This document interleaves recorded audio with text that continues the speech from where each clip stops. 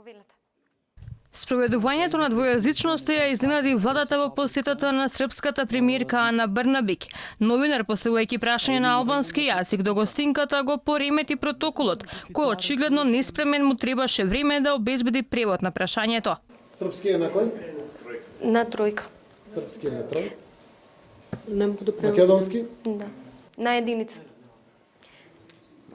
Ајде, Besoj se gjua nuk do të ако може на македонски те молам. И на македонски и на албански, ако може.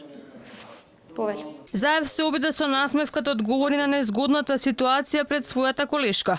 Но пријателските поздрави на двајцата премиери наметнува дилема. Дали станува збор за искрено добри односи меѓу двете земји, или посетата на Брнабик доаѓа по низот скандали кои го тресат регионот, но и сериозните забелешки на српскиот претседател Вучик околу скандалот рекет.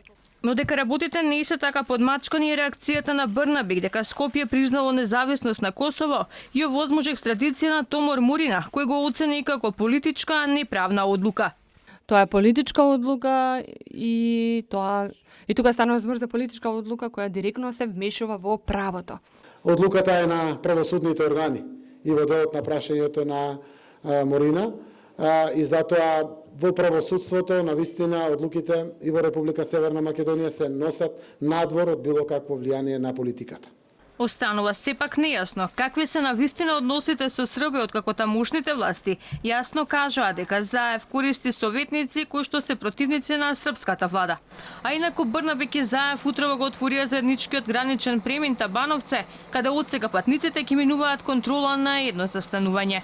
Заедничкото гранично управување или One Stop Shop од денеска треба да обезбеди двојно помалку време за држување на граничните премини, но и побрзо време на царинење на стоките.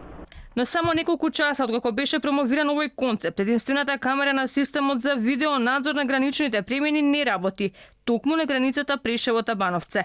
На Facebook веќе се појавија фотографии од долгите колони на патници кои транзитираат тука, но наместо намалување, сликата е дека долга е колоната на автомобили и товарни возила.